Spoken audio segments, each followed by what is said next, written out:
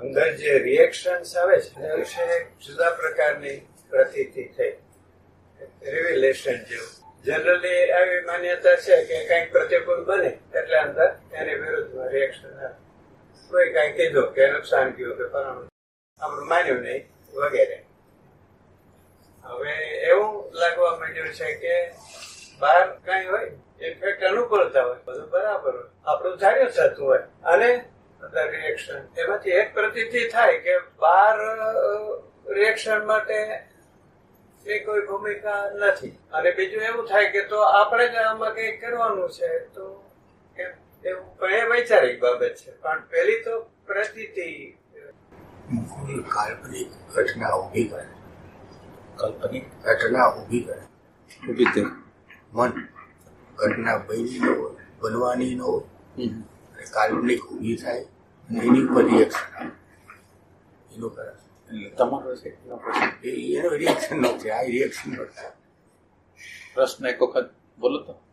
એટલે જનરલી અનુકૂળતા હોય છતાં પ્રતિક્રિયા થાય છે. એવી માન્યતા હોય કે બહાર કઈક એવું બને આપણને ન ગમતું બને,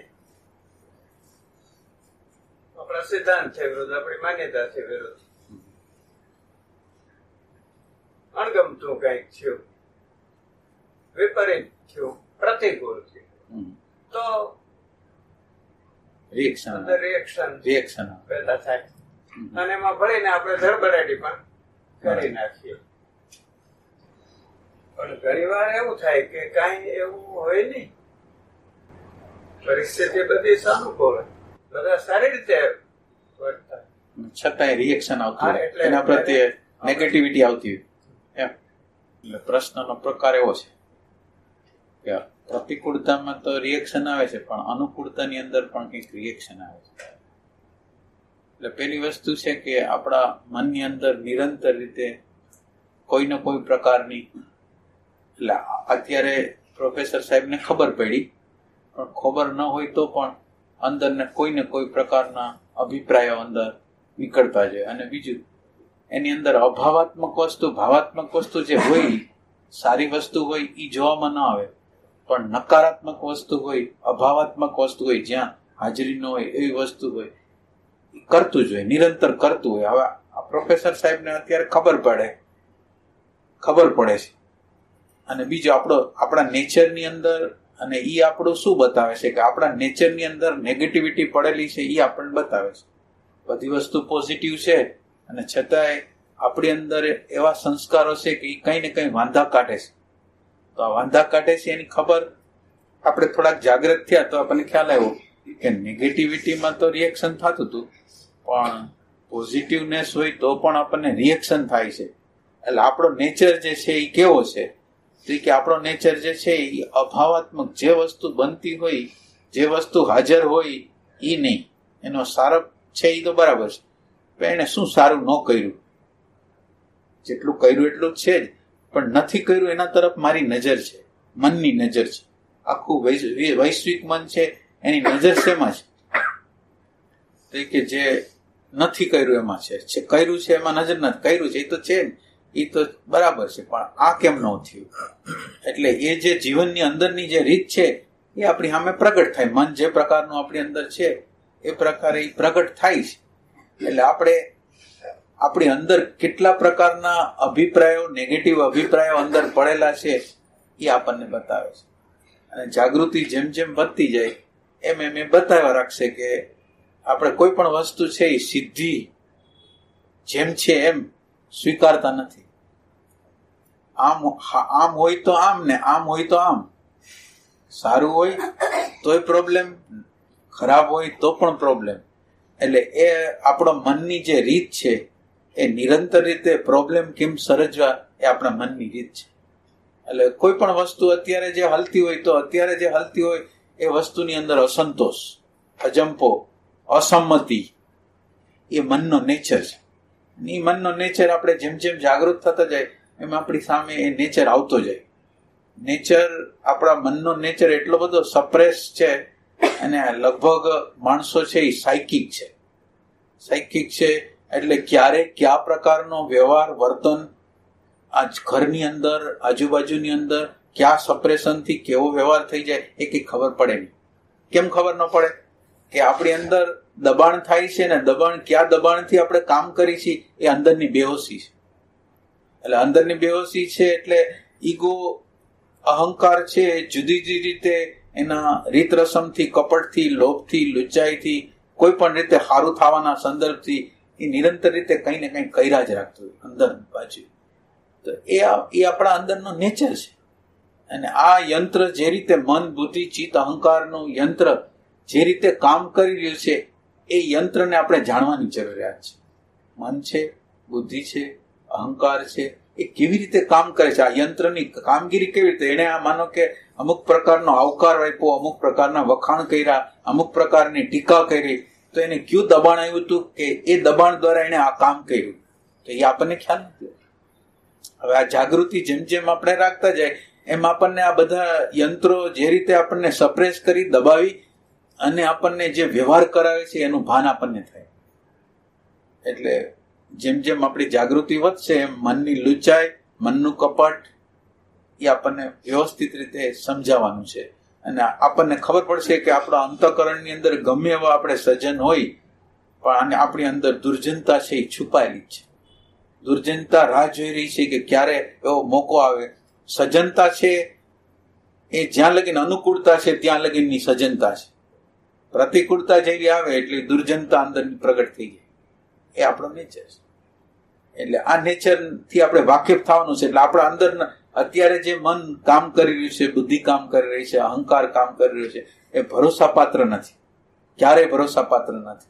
એ ક્યારે કયા પ્રકારે નેગેટિવિટી, પ્રતિકૂળતાની અંદર કાઢશે એ ક્યાંય કહેવાય નહીં. એ જાગૃતિ જેમ જેમ વધતી જશે એમ એ ખ્યાલ આવતો જશે. જે કૃષ્ણ અસત્યમાં સત્ય નહીં, સત્યમાં સત્ય નહીં, અસત્યમાં અસત્ય નહીં, સત્યમાં સત્ય નહીં. એ છે કે મુક્ત મન. એ આપણે તપાસ કરવું પડે. કૃષ્ણમૂર્તિ એમ કીધું કે અસત્યને અસત્ય જુઓ, અસત્યમાં અસત્યમાં સત્ય, સત્યમાં સત્ય, પછી પાછું અસત્યમાં સત્ય, અસત્યમાં સત્ય. એટલે કે એવું મન હોય મુક્ત. મુક્ત મન. એટલે આપણે પેલી વસ્તુ કે અસત્યને અસત્ય તરીકે જાણી છીએ. પેલી આપણી અંદર અસત્ય જે છે એને અસત્યને અસત્ય રૂપે જાણી છીએ. મારો વ્યવહાર, મારું વર્તન, જે લોકો સાથે હું કરું છું એની અંદર જે અસત્ય છે એને અસત્ય ગણું છું કે હું જે કરું છું એને સત્ય માનું છું. આપણે જે કરી છીએ એને આપણે સત્ય માની છીએ. જે પ્રકારે મારા વ્યવહાર થઈ જાય પછી હું એને જસ્ટિફાય કરું છું કે મેં વ્યવહાર કર્યો એ બરાબર કર્યો, તો એવું જસ્ટિફિકેશન કરું છું. પણ ખરેખર અસત્ય છે એને ખરેખર અસત્ય તરીકે આપણે ઓળખી છીએ. આપણી અંદર ક્રોધ છે, આપણી અંદર લોભ છે, આપણી અંદર ઘૃણા છે, તો આપણે એને એવી રીતે ઓળખી છીએ. મારી અત્યારે ભૂલ થઈ છે તો એને એવી રીતે ઓળખી છીએ. મારે અત્યારે માનો કે કોઈ પણ નિમિત્તે ક્રોધ થઈ ગયો છે તો એ ક્રોધને આપણે યથાર્થ ઠેરવી છીએ. માનો કે એને વ્યવહાર જે કર્યો જે એને કરવો તો એ કરીને, પણ આપણે એના રિએક્શન રૂપે કંઈક કરી તો એ અસત્યમાં આપણું જે અસત્ય છે એને એ રીતે જ જોઈશું કે સત્ય તરીકે જોઈશું. એટલે આપણે જે અત્યારે જે વ્યવહાર કરી રહ્યા છીએ અહંકાર દ્વારા, માન્યતા દ્વારા, ધારણા દ્વારા જે કરી રહ્યા છીએ એને આપણે સત્ય માનીશું અને એ સત્ય નથી, અસત્ય છે. મારા અત્યારે અંધારામાં હું જે મન, બુદ્ધિ, ચિત્ત, અહંકાર દ્વારા જે કરું છું એ સંપૂર્ણ અસત્ય છે. અત્યારે જે કરું છું અને મારી અંદર અત્યારે જે છે એ સેલ્ફ સેન્ટર છે, સ્વાર્થનું કેન્દ્ર છે, અહંકારનું કેન્દ્ર છે, હુંનું કેન્દ્ર છે. અને આપણી આખી મૂલવણી જે છે, જીવનની જે મૂલવણી છે અહંકારના રેફરન્સથી છે. હું કોઈની ઘરે જાઉં છું તો મારી કાળજી એને કેટલી લીધી. જો મારી કાળજી ન લેવાની હોય તો મને પ્રોબ્લેમ થઈ જાય છે. એટલે એનું આખું વલણ કેવું છે તો એ કે અહંકારના રેફરન્સથી છે. એટલે પેલી વસ્તુ અસત્યને અસત્ય તરીકે જોવું એ મોટો પ્રકાશ છે. હું ભૂલમાં છું, બીજા ભૂલમાં હોય એ તો મને ખબર પડે છે, પણ હું પોતે સ્વયં ભૂલમાં છું એ મને ખબર પડતી નથી. તો આ જ્યારે આપણી અંતરનો પ્રકાશ થશે ત્યારે આપણને એવું લાગશે કે આપણે જ ભૂલવાળા છે, આપણે જ અસત્યવાળા છે. તો આપણે અસત્યવાળા છીએ એવું સ્ટાર્ટિંગ થાય તો જાગૃતિની શરૂઆત કહેવાય. એટલે અસત્યમાં અસત્યને અસત્ય રૂપે જોવું. એટલે આપણી કોઈ પણ ક્રિયા કર્મ બધું અસત્ય જ છે, એમાં સત્ય હોય જ નહીં. એમાં અહંકારને બરાબર ડેકોરેટિવ કરવાની આખી પ્રોસેસ હોય. અહંકાર બરાબર છે એનું સમર્થન કરવા માટેની પ્રોસેસ હોય. એટલે દરેક ક્રિયા દરેક કર્મ એ અસત્ય છે. હવે આપણી અંદર પ્રકાશ થાય તો આપણને ખબર પડે કે આપણું દરેક કર્મ છે એ દબાણથી છે, અને દબાણ છે એ અહંકારનું. મારા સુખ લેવું છે એના રેફરન્સમાં મને દબાણ થાય છે, અને એ દબાણથી હું બહુ છું. એટલે આ આપણી અંદરનું જો અસત્ય છે, આપણી અંદરનો જે અહંકાર છે અસત્ય છે, આપણી અંદરનું મન છે એ અસત્ય છે, આપણી અંદરની બુદ્ધિ અસત્ય છે. બુદ્ધિ જેમ છે એમ જોઈ નથી શકતી, જેવું છે એવું જોઈ શકતી નથી. એ એમ કહે છે કે આમ વર્તવું જોઈએ, એને આમ કરવું જોઈએ, પણ અત્યારે શું છે, અત્યારે જે છે એ આ છે, તો જે ફેક્ટ છે એને જોઈ શકતું નથી. તો એ કે અસત્યને અસત્ય તરીકે જોવું, અસત્ય છે એને અસત્ય જોવું, અને અસત્યને સત્ય તરીકે જોવું. પછી અસત્ય છે એટલે અસત્યમાં સત્ય કેવી રીતે જોવાય? તો કે આખું વૈશ્વિક, માનો કે તમે એક વ્યક્તિની અંદર કંઈક ભૂલ જોઈ, એક વ્યક્તિની અંદર આપણે કંઈક ભૂલ દેખાય છે, તો આપણને એ ભૂલ જે દેખાય છે એ ભૂલ વ્યક્તિગત નથી, પણ એ ભૂલ છે એ આખા વિશ્વમાં, લંડનમાં હોય તો ભલે, આફ્રિકામાં હોય તો ભલે, પાકિસ્તાનમાં હોય તો ભલે, બધા લોકો સરખી જ ભૂલ કરે છે. આ અસત્યમાં સત્ય છે. આ છે દાખલા તરીકે ભૂલ મારી છે, આ ભૂલ છે એ મારી છે એ અસત્ય જ છે, પણ અસત્ય છે એ મનના લેવલ ઉપર, આખા માનવીય મનના લેવલ ઉપર એ સત્ય છે. આખા મનનો જાતમાં બધા, પાકિસ્તાની હોય તો ભલે, લંડનવાસી હોય તો, કોણ એટેન્શન મેળવવા માંગતું નથી? કોણ પોતે જોગમી કરવા માંગતું નથી? કોણ લીડર બનવા માંગતું નથી? કોણ પોતે બોલે એ પ્રમાણે ન થાય ચલાવવા માંગે કે? કોઈ નહીં. બધા એટેન્શન માંગે છે, બધા પ્રેમ માંગે છે, બધા એમ કે હું બોલું ને બધું થઈ જાય એમ જ માંગે છે. બધા લોકો જે માંગે છે, બધા લોકોની અંદર રાગ છે, બધાની અંદર દ્વેષ છે, બધાની અંદર લોભ છે, બધાની અંદર ઘૃણા છે. તો આ બધી વસ્તુ જે છે એ શું છે? તો એ કે અસત્યમાં સત્ય. આ અસત્યમાં સત્ય, આ આખા વિશ્વનું સત્ય છે એને એવી રીતે સ્વીકારવાનું. અને એવી રીતે સ્વીકારવાની જે આપણે અત્યારે શું કરી છીએ, એક વ્યક્તિ આપણે વ્યવહાર કર્યો, સાસુ હોય, વહુ હોય, માં હોય, બાપ હોય, ગમે તેને, મિત્ર હોય, સગા હોય, સંબંધી હોય, એને વ્યવહાર કર્યો, તો આપણે વ્યવહારની અંદર વ્યક્તિને જવાબદાર ગણી છે. પણ વ્યક્તિ છે, દાખલા તરીકે જુદા જુદા પ્રકારના ટેપ છે, જુદા જુદા પ્રકારના ટીવી છે, જુદી જુદી કંપનીના ટીવી છે, પણ જુદા જુદા કંપનીના ટીવી ભલે હોય, એની રચના કેવી અંદરની, રચના તો સરખી જ હોય. એમ આખા વિશ્વના માનવોનો આ સ્થૂલ બોડી છે, અને આ સ્થૂલ બોડીની અંદર જે મન કામ કરે છે એ આખા વિશ્વની અંદર સમાન રીતે કામ. તો આ સમાન રીતે જો કામ કરતું હોય તો વ્યક્તિ જવાબદાર નથી, મન જવાબદાર છે, અને સામૂહિક મન છે. આ આપણું આખું ટોટલ જે કલેક્ટિવ જે ભેગું થયું છે એ મન છે એ જવાબદાર છે. આપણને જુદા જુદા પ્રકારના લાખો વર્ષથી જુદા જુદા પ્રકારના સંસ્કારો આપવામાં આવ્યા છે, એ જવાબદાર છે. એટલે અસત્યમાં સત્ય એ તરીકે કે વ્યક્તિ કઈ ભૂલ કરે તો વ્યક્તિ ભૂલ કરે છે, અથવા તો બધા લોકો એમ કહે કે તમારે પ્રશ્ન છે એ અમારે જેવો નથી, અમારો પ્રશ્ન છે એ બહુ મોટો છે, અમારા જેવો પ્રશ્ન તમારે ન હોય. તો અમારે જેવો પ્રશ્ન ન હોય એટલે શું? એટલે આપણો કોઈ પ્રશ્ન વિશિષ્ટ છે ને એનો પ્રશ્ન કોમન છે, એનો એક અહંકાર અને એની અણસમજ. ખરેખર પ્રશ્ન છે એ સમાન જ હોય. પ્રશ્ન અસમાન, મારો એનો મોટો કે નાનો ન હોય. પ્રશ્ન હોય, અને એ પ્રશ્નને એ પ્રકાશથી જોવાનું હોય. તો આપણે એને એવી રીતે જોઈ છીએ કે મારો પ્રશ્ન છે એટલે મોટો છે, બીજા લોકોએ કર્યું એટલે ખરાબ છે, બીજાએ જે વ્યવહાર કર્યો એ જ વ્યવહાર હું બીજા હારે કરું છું. અત્યારે મારી જે પોઝિશન છે એ કેવી છે? હું વ્યવહાર જે કરું છું એ વ્યવહાર, મારી જે બીજાની જે ભૂલ થાય છે એવી જ ભૂલ હું કરું છું. અસત્યને અસત્ય તરીકે જોવું, અસત્યને સત્ય તરીકે જોવું. એટલે આ બધી ઘટનાને જો વૈશ્વિક રીતે લેશું કે આ જે ભૂલ થઈ છે એ ભૂલ કેવી રીતે થાય છે, તો એ કે માનવી મન ઉપર દબાણ છે, ડેટાનું, લાખો વર્ષની ડેટા છે એને દબાવી દે છે. એટલે હવે આ વ્યક્તિ જવાબદાર નથી, એમાં આખી સામૂહિક રીતે ડેટા જવાબદાર છે. હવે ડેટા જવાબદાર હોય તો એને આપણે જુદી રીતે હલ કરાય, વ્યક્તિગત રીતે એની દુશ્મનાવટ ન કરાય. પણ હવે શું કરાય કે હવે આ મનની શરૂઆત તો આ મનને જો ખરેખરું કામ સાચી રીતે ડિરેક્શન આપવું હોય તો સ્ટાર્ટિંગ મારાથી કરું છું. એટલે મારાથી સ્ટાર્ટિંગ કરું તો હવે મારે શું કરવું જોઈએ? ઈ મન જે પ્રગટ થયું છે એ પેલી વસ્તુ તો મારામાં એ જે માણસે જે વ્યવહાર કર્યો છે પેલી ખબર મને એવી પડવી જોઈએ કે મારામાં આ જ વસ્તુ છે. પેલી વસ્તુ આ ખબર પડે. અને આ વસ્તુ મારામાં છે નહીં, આખા વૈશ્વિક મનમાં છે અને બધાની લાચારી છે. આની અંદર માણસ કઈ ક્રોધ કરે છે, લોભ કરે છે, લુચાઈ કરે છે, એ બધી એની લાચારી છે. એને લાચારી તરીકે જોવાની, દબાણ તરીકે એને જોવાની, તો આપણે વ્યક્તિ છે એના તરફ ક્રોધિત થશું, હિંસાત્મક થશું, તો કે ક્રોધ ને હિંસા જતા રહેશે. કારણ કે જે વસ્તુ ઈ કરે છે એ જ વસ્તુ હું કરું છું, કોઈને કોઈ સંદર્ભથી હું જ કરું છું. અને આખા વિશ્વમાં આ ઘટના બનેલી છે. તો હવે આપણે વ્યક્તિને જવાબદાર નથી ગણતા, એટલે આપણી અંદર કરુણા અને પ્રેમનો જન્મ થાય છે. એટલે મુક્તિની જે શરૂઆત છે એ આવી રીતે થાય છે. જ્યારે માણસ પોતાનું અવલોકન કરે છે અને પોતાની અંદરના આખી મનની રચના જોવે છે, ત્યારે એને ખબર પડે છે કે બીજા લોકો જે પ્રકારનો વ્યવહાર કરે છે એવા પ્રકારનો જ મારો વ્યવહાર છે. એટલે બીજા લોકો જવાબદાર નથી, આ મન જવાબદાર છે. અને મન જવાબદાર હોય તો મારે વ્યક્તિને ઠીકઠાક ન કરાય, પણ મારે મારા અંદરના મનને ઠીકઠાક કરવું છે. એટલે મારા અંદરના મન જે પ્રગટ થતું એની સાથે હું તાદાત્મ્ય ન કરું, એ મનને સમજવાનો પ્રયત્ન કરું, એ યંત્રને સમજવાનો પ્રયત્ન કરું, તો મારે હું એ મનની પાર છે એ વહે જાય.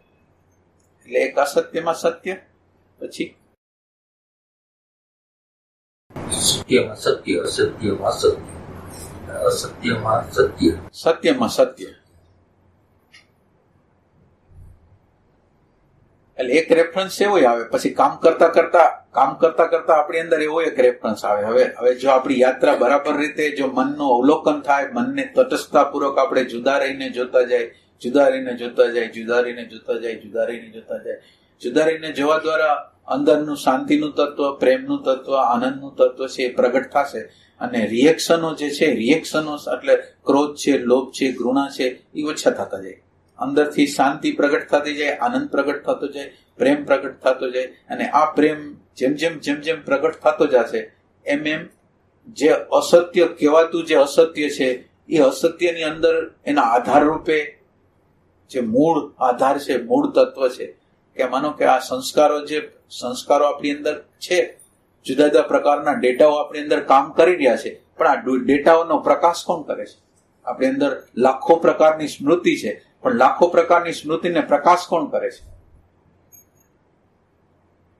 કોણ કરે છે પ્રકાશ? લાખો પ્રકારની આપણી અંદર સ્મૃતિ છે, એનો પ્રકાશ અલગ અલગ કરે છે, કોઈ એક છે અંદર? એક છે. તો અંદર જે એક છે કે જે આનો પ્રકાશ કરે છે, જે પ્રકાશ કરે છે એને આની સાથે કોઈ સંબંધ નથી, પ્રકૃતિ આરે એનો કોઈ સંબંધ નથી. સૂર્યનો પ્રકાશ છે એ સૂર્યનો પ્રકાશ આખા વિશ્વને પ્રકાશે છે, પણ વિશ્વના લોકો જે પ્રકારનું કર્મ કરે એમાં એ જવાબદાર સૂર્ય નથી. એમ આ આપણા અંતરનો જે પ્રકાશ કરનારો છે એ પ્રકૃતિથી આખો ભિન્ન છે. અને પ્રકૃતિથી ભિન્ન હોય અને એ પ્રકૃતિથી ભિન્ન છે એમાં આપણી જો સ્થિતિ હોય તો આ પ્રકૃતિ જે આપણા ઉપર હાવી થાય છે એ હાવી થવાનું બંધ કરે. અને હાવી થવાનું બંધ કરે તો મારી અંદર શાંતિ, આનંદ, પ્રેમ અને સત્ય તત્વ છે એનું દર્શન મને થાય. તો મને એમ લાગે કે બધી જે વ્યક્તિઓ છે, માનો કે મારી અંદર જે જાણે છે, મારી અંદર જે જાણનાર છે, તમારી અંદર જે જાણનાર છે, અને કીડી મકોડાની અંદર પણ જે જાણનાર છે, એ કોણ છે? જાણે છે એ બે છે કે એક છે? માનો કે બધાની અંદર એક જાણનારો તો છે જ, તો એ જાણનારો જુદો છે કે એક છે? કેવી રીતે? જાણનારા અનંત છે. કીડીની સંવેદના થાય છે, મકોડાની સંવેદના થાય છે, ઝાડની સંવેદના થાય છે, તો એનો અર્થ એમ છે એની અંદર ભાનનું તત્વ છે. તો ભાનનું તત્વ સરખું છે કે જુદું છે? બધાની અંદર ભાન થાય છે, તો એ ભાનનું તત્વ બધામાં સરખું છે કે જુદું છે? કેવું છે? એક જ છે. કેવી રીતે? પ્રકાશનો સોર્સ તો એક જ છે. પ્રકાશનો સોર્સ એક છે એવું મને સમજાતું નથી. કેવી રીતે હોય? પ્રકાશિત થાય ઘણું હોય. એમ નહીં, મારા અંતઃકરણની અંદર પ્રકાશ કરે એ અલગ છે, એ વાત સમજુ, પણ બીજાના અંતઃકરણની અંદર છે એ મારા જેવો જ આત્મા છે અને મારો જ આત્મા છે, એવું કેવી રીતે હોય?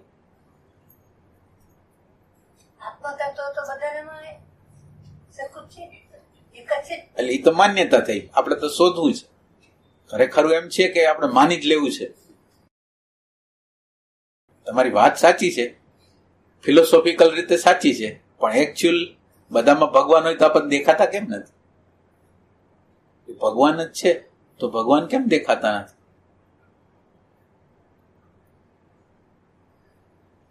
બધાની અંદર એક કેવી રીતે હોય?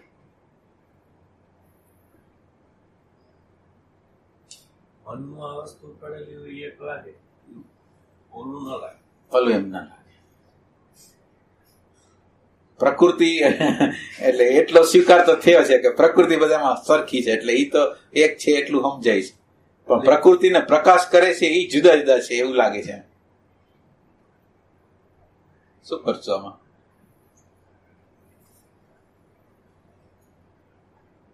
બધાની અંદર એક જ આત્મા, તો પછી આટલા બધા આત્માઓ કહેશે ને, દાખલા તરીકે બધાની અંદર જુદા જુદા આત્મા, એટલે કેટલા બધા આત્મા છે?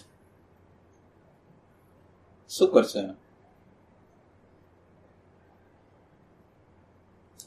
આનું કોઈ દાખલા દ્રષ્ટાંત કંઈક મગજમાં ફિટ થાય એવું કંઈ?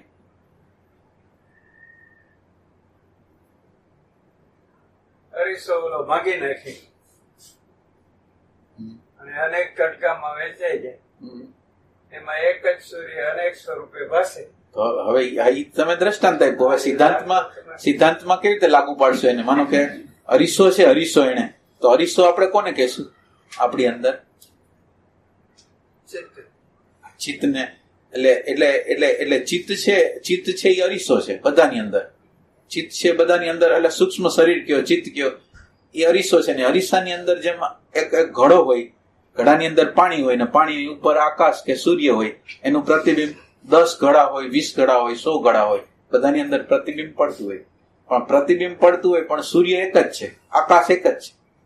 તો હવે બધાની અંદર આમ પ્રતિબિંબ સૂર્યનું પડે છે, લાગે છે અનેક પણ છે એક. એમ આપણો અંદરનો જે દ્રષ્ટા છે, આત્મા છે, એ દ્રષ્ટા છે એ ક્યારેય દ્રશ્ય થતો નથી. દ્રષ્ટા છે એ ક્યારેય દ્રશ્ય થતો નથી.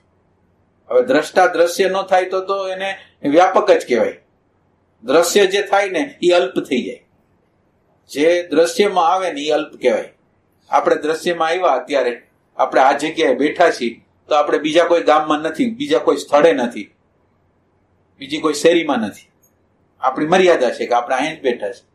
એટલે જે દેશની મર્યાદામાં હોય, જે કાળની મર્યાદામાં હોય, જે વસ્તુની પોતાની જે લિમિટેશન હોય એની મર્યાદામાં હોય, એ બધી વસ્તુ છે એ આપણે જે કહેવાય ને ટુકડાવાળી કહેવાય, ખંડિત કહેવાય.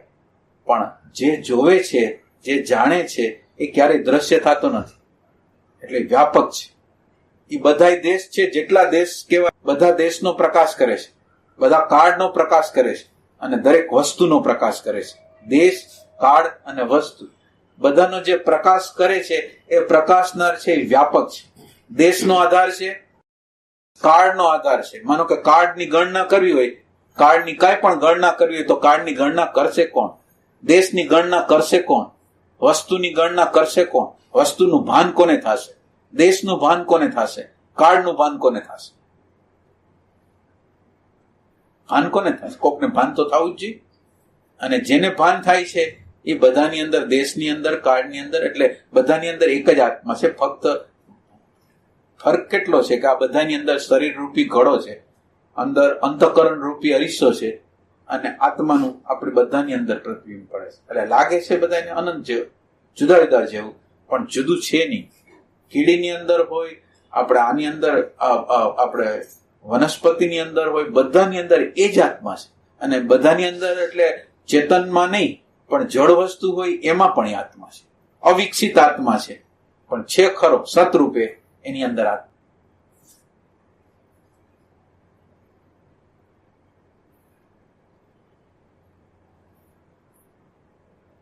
આ સત્યમાં સત્ય છે એ આ છે, બધાની અંદરનો જે આધાર છે એનું આપણને દર્શન થાય.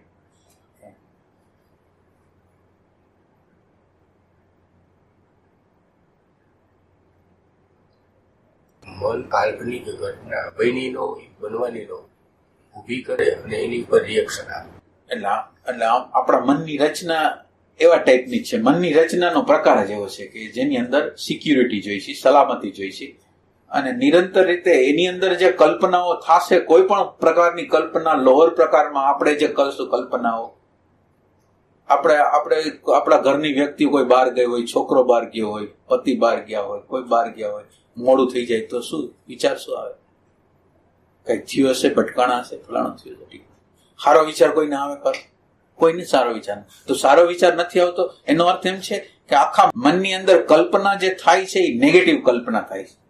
અને નેગેટિવ કલ્પના થાય એટલે એના રિએક્શન તો આવે જ ને, કે આ ઘટના ઘટશે તો એના સંદર્ભમાં મને રિએક્શન તો આવવાનું જ છે. એટલે આ નેચરલ ઘટના છે. આપણે અત્યારે આપણી અંદર ઇમેજિનેશન જે છે, કલ્પનાના પ્રકારો બહુ સારા પણ છે. ઇમેજિનેશન આપણા માનવ જાતની અંદર જે ઇમેજિનેશન સાયકોલોજીકલ સ્તર ઉપર થાય છે એ નેગેટિવ જ હોય છે, સ્વાભાવિક છે, નેચરલ છે.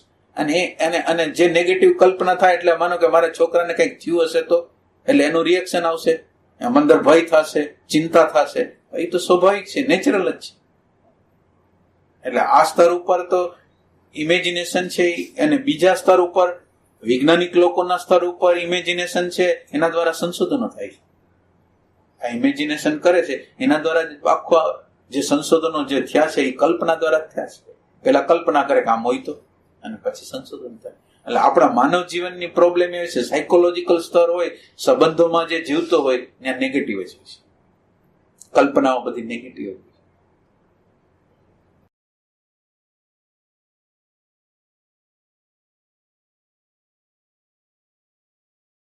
ભય શું કામ લાગે? રાગને છે. ભય તો આપણને એટલા માટે લાગે કે આપણે આપણું વ્યક્તિત્વ છે એને જાળવી રાખવું છે. અને વ્યક્તિત્વ છે એ જળવાવાનું નથી. કોઈ પણ પ્રકારનું વ્યક્તિત્વ હોય એ જળવાવાનું તો નથી. એટલે વ્યક્તિત્વ જે પરિવર્તનશીલ છે, જે શાશ્વત નથી, જે નિરંતર રીતે પરિવર્તનને પામે છે, એને શાશ્વત રૂપે પકડી રાખવાનો પ્રયાસ છે એ ભય છે. જે વ્યક્તિત્વને તમે જે પકડી રાખવા માંગો છો, આ શરીરને સગા સંબંધીને તમે જાળવી રાખવા માંગો, કોઈ દી જાય નહીં. આ શરીર કોઈ દી બદલાય જ નહીં, મરે જ નહીં. પોતાની માન્યતાથી માંડીને બધું બદલાય નહીં.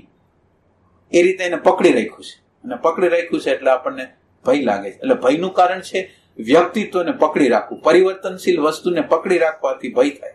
કારણ કે પરિવર્તન તો પામવાનું જ છે. આજ નહીં તો કાલ પરિવર્તનને પામવાનું જ છે. તો એ પરિવર્તન પામશે એટલે આપણે સ્ટેગ્નન્ટ થઈ ગયા છે. કોઈ વસ્તુને પકડી લીધી છે. કોઈ માન્યતાને, કોઈ ધારણાને, કોઈ શરીરને, કોઈ સગાને, કોઈ સંબંધીને, કોઈ વ્યક્તિને, કોઈ સિદ્ધાંતને, કોઈ માન્યતાને પકડી લીધી, સ્ટેગ્નન્ટ. અને સ્ટેગ્નન્ટ થઈ ગયા એટલે હવે એને કાંઈ ન થાય, એના માટે ભય થાય. એટલે આપણને આપણો ઓરિજિનલ સ્વભાવ છે એની જાણ થાય, આપણા ઓરિજિનલ સ્વભાવની જાણ થાય તો ભય જાય. ભય છે પ્રકૃતિમાં પરિવર્તન પામતા પદાર્થોમાં આસક્તિ હોય એને લીધે થાય.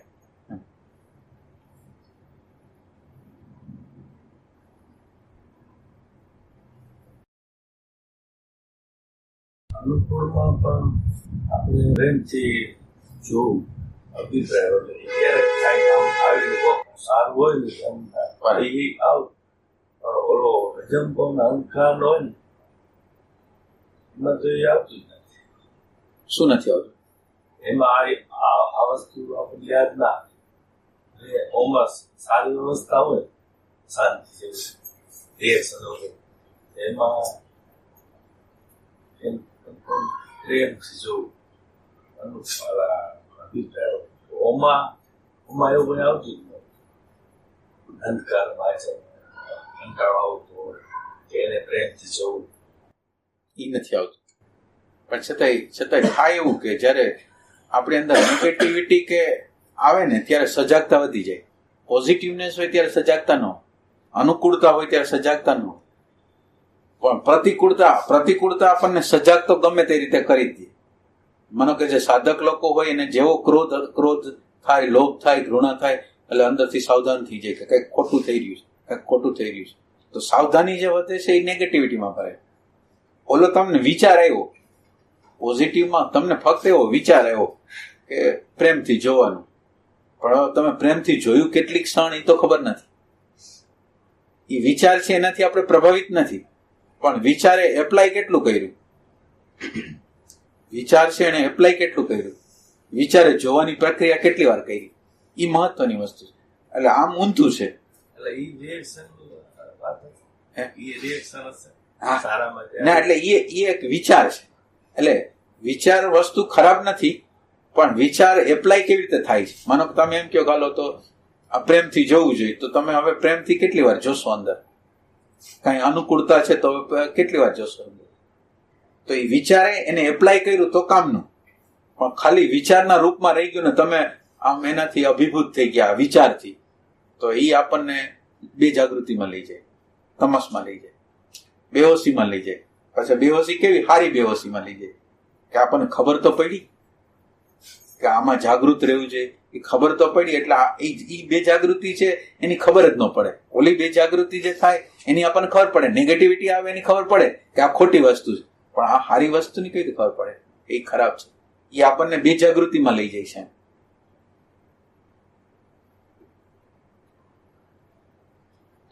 અને બીજું એવું હોય છે કે અંતઃકરણ જયારે શાંત હોય છે ને ત્યારે એની અંદર ક્ષમતા હોય છે. શાંતિમાં જયારે હોય છે ને ત્યારે એની અંદર જોવાની, સમજવાની ક્ષમતા વધારે હોય છે. એટલે એ વખતે એ કરી શકે. હવે જયારે આ ધ્યાનનો અર્થ જ એવો છે, આપણે એમ કહીએ ને કે ધ્યાન કરવું જોઈએ, પણ ધ્યાનનો અર્થ શું થાય કે આપણી અંતરની જે અવસ્થા છે ને એનું ટ્યુનિંગ આપણે હોવાપણા દ્રષ્ટાની હારે ટ્યુનિંગ કરી, અને ટ્યુનિંગ કરી એટલે શાંતિ હારે, આનંદ હારે આપણો સંપર્ક થાય, અને સંપર્ક થાય એટલે જીવનના કોઈ પણ પ્રશ્ન આપણા જીવનની અંદર આવે તો આ શાંતિ છે એના ઉપર કામ કરશે. ધ્યાન શું કામ આપણે કરવાનું કહી છીએ? ધ્યાનનો અર્થ એટલો છે કે જે શાંતિનું ટ્યુનિંગ આપણે આત્મા સાથે જોડાણા, દ્રષ્ટા સાથે જોડાણા, હોવાપણા સાથે જોડાણા. તમે જોજો અડધી કલાકના ધ્યાનમાં તમને એમ લાગશે કે એ શાંતિ થોડા સમય લગીને ખેંચાય છે આગળ ને આગળ, અને એવી શાંતિમાં કોઈ પ્રશ્ન બને છે તો આપણે એને બરાબર જવાબ આપી શકીએ. એટલે એનો અર્થ એવો છે કે શાંત અવસ્થામાં, નિર્વિચાર અવસ્થામાં આપણે વ્યવસ્થિત રીતે એનો પ્રત્યુત્તર આપી શકીએ એવી ક્ષમતા છે.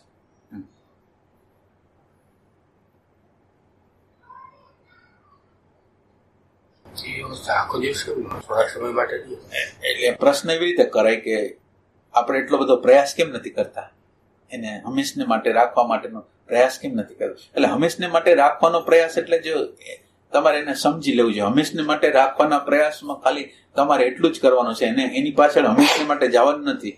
તમારે જે અવસ્થા તમારા અંતઃકરણની અંદર પ્રગટ થાય, સારી અવસ્થા પ્રગટ થાય તો ભલે, ખરાબ અવસ્થા પ્રગટ થાય તો પણ ભલે, એ બેયની અંદર તાટસ્થતા રાખો ને, એ તાટસ્થતા છે એ શાશ્વત છે, બીજું કોઈ શાશ્વત નથી. એટલે હવે તમે એ અવસ્થાને પકડવા જાવ ને, સારી અવસ્થા હોય કે ખરાબ અવસ્થા, તો ઈ રહેવાની નથી. સારી અવસ્થા નથી રહેવાની, ખરાબ અવસ્થા નથી રહેવાની. રહેશે શું? તો એ કે અંદરનું જે તાટસ્થ છે, તટસ્થતા છે, નિર્લેપતા છે, અસંગતા છે, એ હંમેશા રહેશે. ગમે એવી અવસ્થા હશે તો એ કે આ મારામાં નથી, આ વસ્તુ છે એ અંતઃકરણમાં છે, મનમાં છે, બુદ્ધિમાં નથી, પણ એ મારી અંદર નથી. એટલે બોલતા નથી, આપણે એકચ્યુઅલ અનુભવ કરી છે કે ખરેખર મારી અંદર છે જ નહીં આ વસ્તુ. શાશ્વત જે રહેશે એ દ્રષ્ટિ રહેશે, સમજ રહેશે, અવસ્થા નહીં ગઈ.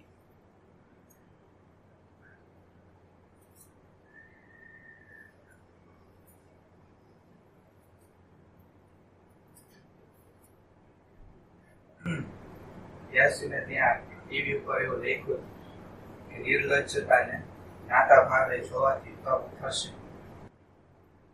શું કહેવા માંગે છે?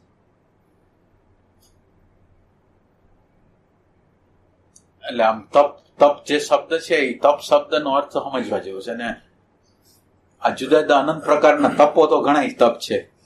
કોઈ દૂધ ઉપર રીએ, અન્ન નો ખાય, પ્રવાહી રીએ, કોઈ મૌન રીએ, જુદા જુદા પ્રકારની પ્રક્રિયા. કોઈ ઊંધા માથે થઈ જાય, કોઈ અગ્નિ તપાવે ચારે બાજુ. કેટલા એવા સાધુ સંન્યાસી છે બપોર થાય ને અગ્નિ તપાવે, એવા તપ કરે. તો એ બધા તપ છે એ તપની કોઈ ગણના નથી, એ તપની કોઈ ગણના નથી. પણ સાચું તપ કોને કહેવાય? તો એ કે સાચું તપ એને કહેવાય કે તપનો અર્થ શું થાય કે જે પરિસ્થિતિ છે, જે ઘટના છે, જે અવસ્થા છે એને આત્માની સામે લઈ જાય. એટલે આપણે હોય છે ને કે દાખલા તરીકે તમારે કોઈ પણ પ્રકારની કમ્પ્લેન હોય, ઇલેક્ટ્રિકની હોય કે બીજા કોઈની હોય, તો તમારે એના યોગ્ય ઓફિસર આગળ તમે જાઓ તો એનો નિકાલ થાય કે ભાઈ આ એને ઓથોરિટી છે, એનો નિકાલ કરવા માટેની ઓથોરિટી છે, આ નિકાલ કરી દેશે પ્રશ્ન. એવી રીતે આપણી અંદર પ્રશ્નનો, સાયકોલોજીકલ પ્રશ્નનું નિરાકરણ કરવા માટે આપણી અંદર મન, બુદ્ધિ, ચિત્ત, અહંકાર ને જે પ્રકાશ કરે છે એ ભાનનું તત્વ, દ્રષ્ટાનું તત્વ, હોવાપણાનું તત્વ છે, એની સામે પ્રશ્ન લઈ જવાનો છે. હવે એની સામે પ્રશ્ન લઈ જવાનો છે એટલે પછી ક્રોધનો હોય કે નિર્લજ્જતાનો હોય, કોઈ પણ પ્રશ્ન છે એની સામે આવે છે, એની સામે આવે છે. અને હવે તપ શું છે કે જે પ્રગટ થઈ રહ્યું છે એની અંદર શબ્દો અને વિચારોની ઝાડ પ્રગટ થવાની છે, રિએક્શનો એની અંદર પ્રગટ થવાના છે. રિએક્શનો પ્રગટ થાય છે અને હું થોડોક જુદો થઈને આ જે રિએક્શનો અંદર પીડા પેદા થાય છે, ક્રોધ પેદા થાય છે, જે કંઈ પેદા થાય છે એની સાથે વહેતો નથી. મોટું તપ અંદર આ બધું પ્રગટ થઈ રહ્યું છે અત્યારે તીવ્રતાથી, ભૂતકાળના વેલ્યુએશનથી પ્રગટ થઈ રહ્યું છે. પણ મારી આગળ એક જ્ઞાન દ્રષ્ટિ છે.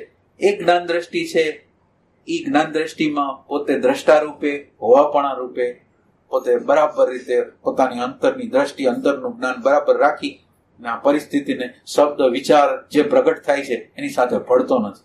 આ થયું તપ. અને આવા તપથી બધું જે અજ્ઞાન છે ને એની નિર્જરા થઈ જવાનું.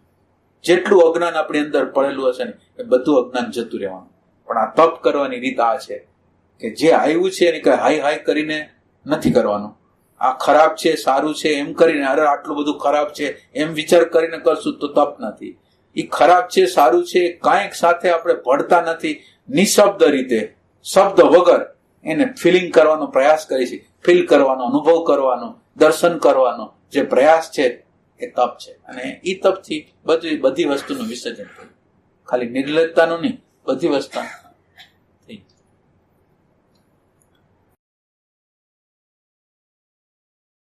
ઈ તત્વને પેલા પ્રગટ રાખવું, આત્મતત્વને પ્રગટ રાખવું અને એ આત્મતત્વ દ્વારા પરિસ્થિતિ, ઘટનાને જોવી. આ જે ઘટના છે એને જોવાની પ્રક્રિયા કઈ રીતે કરવાની?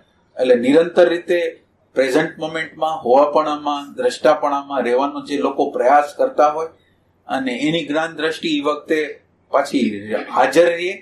એ જ્ઞાન દ્રષ્ટિમાં એને જો પ્રેમ હોય તો એને એ વખતે પ્રગટ કરે અને એ વખતે શબ્દ વગરની અવસ્થામાં એ પોતે જીવે. શબ્દો જે પ્રગટ થતો હોય એની હારે ભળે નહીં. નિશબ્દતાનો અર્થ એટલો છે, શબ્દ જેટલા પ્રગટ થાય છે એની હારે ભળતો નથી. આમ એમને આમ જાણે સ્થિર થઈ ગયો છે અને હવે એની બધી અવસ્થાને શબ્દ વગર, વિચાર વગર સંવેદે છે, અનુભવે છે. ઈ તપ છે. બધાય તપ કરતા શ્રેષ્ઠતમ તપ છે આ છે. શબ્દ બધા આવે છે સ્મૃતિમાં. હોળીનું તાપ કરી આત્માનો તાપ વાત કરે છે. આત્માને તાપણી કરવી, સંત પુરુષની હાજરી. આત્માની તપ હોળીમાં તાપ કરીએ ને, સંત પુરુષનું આત્મા તાપ તપ એવો. એટલે તમે જે અર્થમાં કહેતા હશો એ અર્થ સમજાતો નથી. હોળીમાં જેમ આપણે તાપતા હોય સંત પુરુષ હોય એટલે એનો તાપ આપણને. એટલે એને તાપ કહેવાય કે ઠંડક કહેવાય એ ખબર નથી. એટલે ક્યાં રેફરન્સ થી છે ને આવડી જાય તો એમ કે એટલે એનો અર્થ એમ હોઈ શકે, તમે હજી બરાબર સમજ્યા ન હો, પણ એનો અર્થ એમ હોઈ શકે કે સંત જે અવસ્થામાં છે, આપણે તો ખાલી શું કરવાનું, એની સામે જઈને હાવ એનું જે પ્રતિબિંબ, જે એના અંતઃકરણની જે અવસ્થાનું પ્રતિબિંબ છે એ આપણે ઝીલવાનું. અંતઃકરણની અવસ્થા હવે એની જે અંતઃકરણની અવસ્થા છે એ તો પરમ આનંદની છે, શાંતિની છે, આનંદની છે, પ્રેમની છે, પ્રજ્ઞાની છે. તો આપણને ફ્રીમાં મળી જાય. આપણે ફક્ત કરવાનું શું, શાંત રહેવાનું અને એ શાંત અંતઃકરણની અંદર એનું પ્રતિબિંબ આપણને પડી જાય. તો આપણને એ જે પ્રતિબિંબ પડશે એ આપણી અંદર મેગ્નેટિક સેન્ટર બનાવશે. શાંતિનું વાઇબ્રેશન, આનંદનું વાઇબ્રેશન, નિર્વિચાર અવસ્થાનું વાઇબ્રેશન એ આપણી અંદર મેગ્નેટિક સેન્ટર બનાવશે. એટલે એ રીતે એને તપાવવા દ્વારા હવે ખાલી પાછું આ શાંતિ અનુભવી, આનંદ અનુભવ્યો, એ જે અનુભવ્યું એ ફ્રીમાં છે.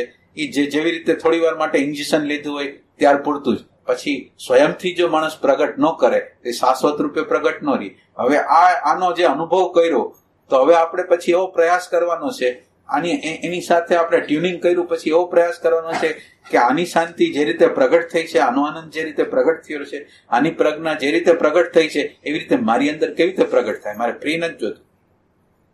આ મેં જોઈ લીધું કે આના જેવું ઉત્તમ એ કોઈ નથી, તો હવે મારે આના માટે જીવન સમર્પિત કરવું જોઈએ, પ્રતિક્ષણ છે એને આપવી જોઈએ. તો મારે એવું કેવું કરવું, શું કરવું કે જેથી મારી અંદર આત્મતત્વ પ્રગટ થાય. એટલે તપવાનું છે અને પછી સ્વયંથી પુરુષાર્થ કરવાનો છે.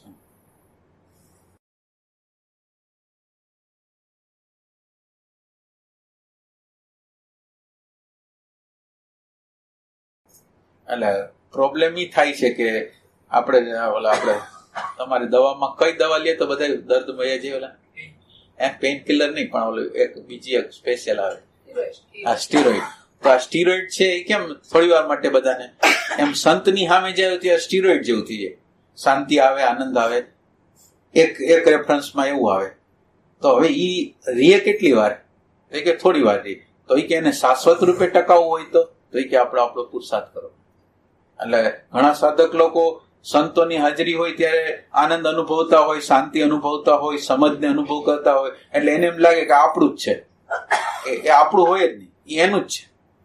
અને એનું છે એની સાબિતી એ ન હોય ને ત્યારે તમને ખબર પડે કે બધું વયું ગયું છે. તો હવે એ જ્યાં લગીન છે ત્યાં સુધીમાં આપણી અંદરનો દીવો આપણે પ્રગટાવી લેવો છે. એટલે ઘણા લોકોને ભ્રમ થઈ જાય કે આપણને સમજ થઈ ગઈ, અને ખરેખર સંતોનો પ્રકાશ એટલો બધો જબરજસ્ત હોય છે ને કે આપણને એવું જ લાગે કે અન્ડરસ્ટેન્ડિંગ મને થઈ ગઈ છે. એ અન્ડરસ્ટેન્ડિંગ થઈ ન હોય, અન્ડરસ્ટેન્ડિંગ ઓનો પ્રકાશ આપણી અંદર આવ્યો હોય અને એ પ્રકાશ દ્વારા આપણને અત્યારે એટલે એ છે પારકું, અત્યારે આપણું નથી, સ્વતંત્ર નથી.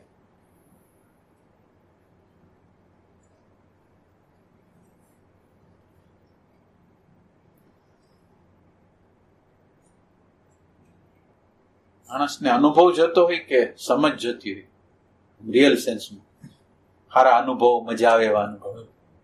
એટલે એને લીધે જ પ્રોબ્લેમ છે. અનુભવ જે ઈચ્છે છે ને એ અનુભવ જે ઈચ્છે છે એ અનુભવ શાશ્વત નથી.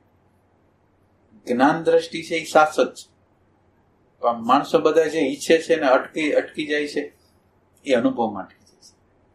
અમુક પ્રકારની સંવેદનાઓ થાય, અમુક પ્રકારની બહુ પ્રકાશ થઈ જાય, શાંતિ થઈ જાય થોડી વાર માટે, આનંદ થઈ જાય થોડી વાર માટે, એક જુદા લોકનું દર્શન થઈ જાય, એવું બધું થાય. તો એને એમ થાય કે આ બહુ વ્યવસ્થિત છે. એના દ્વારા રાગ ન જાય, એના દ્વારા દ્વેષ ન જાય, એના દ્વારા ભય ન જાય, એના દ્વારા અજ્ઞાન ન જાય. અનુભવ થયો બરાબર, તો પછી અનુભવને આ જીવન સાથે કોઈ સંબંધ.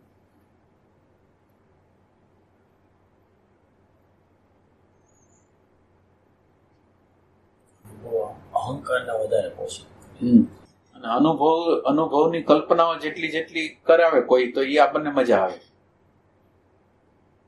અનુભવની જુદી વાતો કરે તો મજા આવે, પણ આમ રિયલ કે રાગને કાઢવો છે, દ્વેષને કાઢવો છે તો એ રસ ન પડે.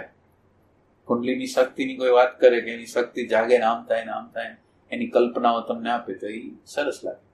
પણ અત્યારે આ સમયે જ આપણે રાગ અને દ્વેષને કાઢવાનો છે. હવે કુંડલીની શક્તિ અહીંયા કામ કરાવો, આ ક્ષણે કરાવો કામ કરાવો કુંડલીની શક્તિ. અને કુંડલીની શક્તિ કહેવાય કોને?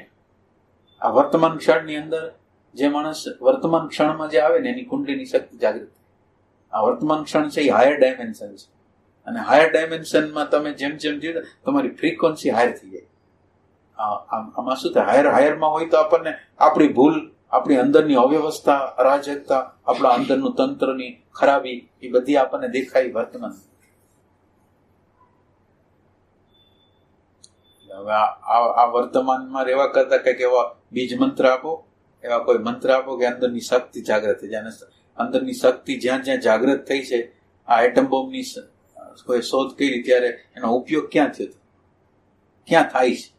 ડિસ્ટ્રક્ટિવ શક્તિ જ્યારે સમજ વગર જ્યારે શક્તિ આપણી અંદર દાખલ થાય તો વિનાશાત્મક સ્તર ઉપર આપણને લઈ જાય. એટલે શક્તિ કરતા સમજની જરૂર છે.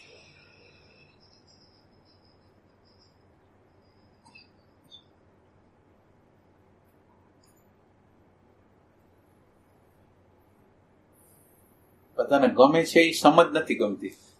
તમે અમુક મંત્ર આપો, તંત્ર આપો, અમે ચાલુ કરી દઈએ, બસ એનું રિઝલ્ટ આવે ને અમુક પ્રકારની સંવેદનાઓ થાય. એમ કે જીવનની જે સમજ છે, હર પલ હર ક્ષણ આપણે જીવી છીએ, સંબંધોમાં જીવી છીએ, એ સંબંધોમાં પ્રેમ કેમ નથી, શાંતિ કેમ નથી, સંવાદ કેમ નથી, તો એ પ્રોબ્લેમ આપણને નથી લાગતો મોટો. એ ભલે રહી એની જગ્યાએ, પણ મને આ કોઈ જુદી પ્રકારની સંવેદના જોઈ છે. એટલે આધ્યાત્મ છે ને જીવન સાથે પ્રતિ ક્ષણે જે જીવન જીવી છે એની સાથે સંબંધ છે.